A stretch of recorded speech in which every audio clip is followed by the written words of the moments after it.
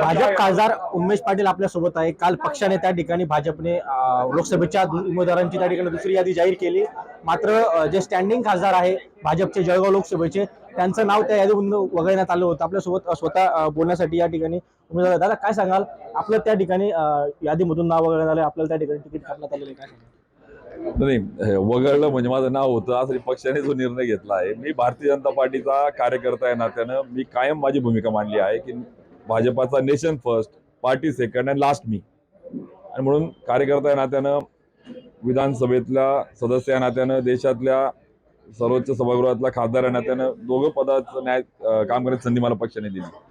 त्या पदाला न्याय देताना देशातल्या 291 खासदारांमधून पार्लमेंटमध्ये सगळ्यात जास्त त्या ठिकाणी पार्लमेंटरी परफॉर्मन्स पहिल्या 10 मध्ये करण्याचं काम पण मी त्या ठिकाणी दिले। पक्षाने दिलेली संधी, लोकांनी, जनतेने दिलेले आशीर्वाद आणि त्या पदाला देत असताना म्हणजे न्याय देत असताना एक चांगलं काम उभं राहिल्याचं समाधान मला आहे की ज्यामध्ये रखडलेले सिंचनाच्या प्रकल्पाचे प्रश्न मार्गी लागणे, प्रश्न ऐरणीवर आणून त्याला दिशा देणे, योजना तळागाळातल्या लोकांपर्यंत पोहोचवणे, पार्लमेंटरी परफॉर्मन्स चांगल्या पद्धतीने करणे, नगरपालिकेला 75 वर्षानंतर अमृत महोत्सवाच्या याच्यात पहिल्यांदा त्या ठिकाणी भाजपाचा झेंडा रोवणे, मग पंचायत समिती असेल, मार्केट असेल, यासारख्या सगळ्या संस्था भाजपाच्या ताब्यामध्ये घेणे, कार्यकर्ता या नात्यानं तळागाळामध्ये पोहोचण्याचं काम मी त्या ठिकाणी केले। मला खात्री आहे भारतीय जनता पार्टी अत्यंत आपण ज्याला म्हणू की वैचारिक बेस असलेला पक्ष आहे। माझ्यासारख्या कार्यकर्त्याला संधी मिळाली आणि काम करत असताना अजून भरपूर काम पुढे करायचं, विकसित भारताचा मोदींचा जो नारा आहे त्याचा अनुयायी म्हणून काम करायचं। आता एकंदरीत आपण या ठिकाणी विकासाची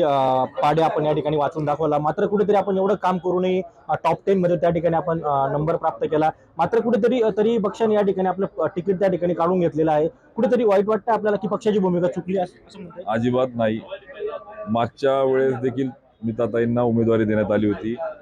मला वेळेवर पक्षाने आदेश केला, ताईंची उमेदवारी पक्षाने निर्णय घेतला, मी मागितली नव्हती किंवा मी त्यांच्या किंवा कोणाविषयी माझी तक्रार नव्हती। पक्षाने घेतला निर्णय, मी लढलो। आता पक्षाने घेतला, मी त्यांच्या मागे उभं राहणार, सोबत उभं राहणार, भाजप मोदींसाठी काम करणार, उमेदवार कमळ आहे या पद्धतीने काम करणार। पण मी तर भाग्यवान आहे, आज माझं 45 वर्ष वयात मध्ये मला आमदार खासदार म्हणून संधी मिळाली। आज माझ्या बाजूला बसलेले कार्यकर्ते आमचे मार्गदर्शक आहेत, योगाचार्य, जे 40-40 वर्ष झाले काम करत आहेत। त्यामुळे असे अनेक लोक आहेत, त्यामुळे त्यांना तर काहीच मिळालं नाही। त्यामुळे मला असं वाटतं की नाराजी किंवा पक्षाचा चुकीचा हा निर्णय नाही, पक्षाने घेतलेला योग्य निर्णय। अजून भरपूर काम करायचंय, भरपूर संधी आहेत आणि त्यानुसार पुढे जायचं।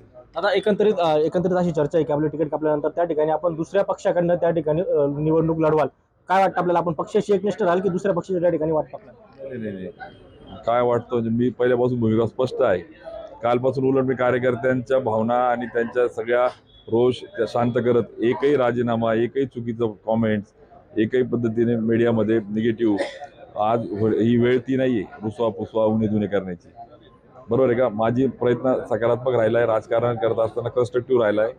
आपली लाईन कशी पुढे करता येईल, दुसऱ्याची लाईन छोटी करणे नाही, द्वेष, मत्सर किंवा रिव्हेंज पॉलिटिक्स न करता कन्स्ट्रक्टिव्ह पॉलिटिक्स कसं करता येईल, बरोबर आहे का? रिव्हेंजच्या ऐवजी चेंज कसं करता येईल या दृष्टीने काम केले। त्यामुळे कॉमन मॅन, सर्वसामान्य युथ, मग समाजातले सर्व घटक, उद्योग व्यापारी, माता शक्तीपासून तर युवा शक्ती, यांना माझ्याविषयी जो विश्वास आणि आतून रिस्पेक्ट आहे शेतकऱ्यांपर्यंत, त्या रिस्पेक्टला न्याय कसा जाईल तो प्रयत्न मी कार्यकर्त्यांना करणार आहे। आगामी काळामध्ये त्या ठिकाणी विधानसभेची देखील निवडणुका होऊ घातलेल्या आहे। एकंदरीत कुठेतरी अशी दबक्या आवाजात चर्चा आहे की सर्वत्र सोशल मीडियावर चर्चा आहे की आपण त्या ठिकाणी 40गाव विधानसभेची त्या ठिकाणी तयारी करतात। मला असं वाटतं की ही निवडणूक आता देशाची आहे, राष्ट्राची आहे, लोकसभा महत्वाची आहे, ती निवडणुकीला अजून वेळ आहे, त्यावर आज काही बोलणं उचित नाहीये। त्यावेळेस आपली काय भूमिका असते? आज आता पहिले आज जो कार्यक्रम, आजचा जो लोकसभेचा जो निवडणूक जी आहे विकसित भारताची, मोदीजींचं जे स्वप्न आहे त्या दृष्टीने योगदान देणे, आज तो विषय पण नाही आणि डोक्यात विचार पण नाही काहीच। विद्यमान आता ज्यांना तिकीट त्या ठिकाणी मिळालेले, स्मिता वाघ गेल्या 19च्या निवडणुकीला त्यांचं तिकीट कापून आपल्याला त्या ठिकाणी तिकीट मिळालं होतं। त्यांनी आपल्यासोबत त्या ठिकाणी प्रचाराची धुरा सांभाळलेली होती, आपण ती प्रचाराची धुरा सांभाळ?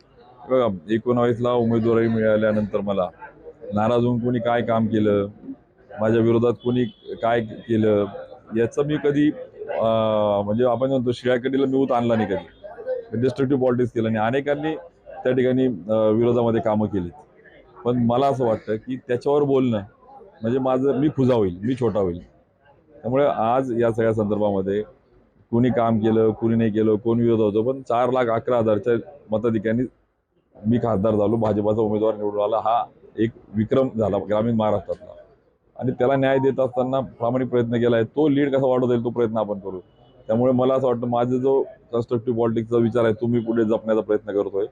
त्यामुळे कोणी डिस्ट्रक्टिव्ह कामं केलेत, कोण विरोधात होतं, कोणी काय केलं त्यावर खोलात न जाता मला वाटतं पक्ष तो सगळ्या संदर्भात जाणून आहे आणि त्या संदर्भात पक्ष योग्य ती भूमिका घेईल. महाराष्ट्रामध्ये 2019च्या निवडणुकीमध्ये लोकसभेच्या आपण जळगाव जिल्ह्यामधून दुसऱ्या क्रमांकाची मतं घेतली महाराष्ट्रामध्ये. आणि ह्यावेळेस भाजपला त्या ठिकाणी फटका बसू शकतो. आपल्याला फटका कसा बसेल? उलट मी जे काम केलंय त्या कामामुळे इच्छुकांची संख्या जी वाढली तीच माझ्या कामाचं एक प्रतीक आहे. भारतीय जनता पार्टीचं संघटन जे आहे ते चांगलं आहे आणि वाढलंय ते पण एक प्रतीक आहे की इच्छुकांची संख्या वाढली. त्यामुळे फटका वगैरे काय बसेल? उलट स्कोप वाढला पाहिजे, मतं वाढले पाहिजे, हा प्रयत्न आहे माझा कार्यकर्त्यांचा. जळगाव लोकसभेमध्ये ज्याही उमेदवार असेल त्या उमेदवाराची मतं वाढली पाहिजे असं माझं या ठिकाणी मत आहे. अशा प्रतिक्रिया उमेश पाटील यांनी दिलेली आहे.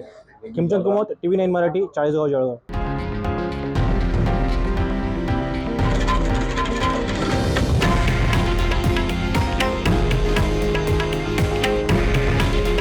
हे आहे देशातील नंबर 1 न्यूज नेटवर्क आणि आपण पाहत आहात TV9 मराठी. काळजी तुमची, हित महाराष्ट्राचं.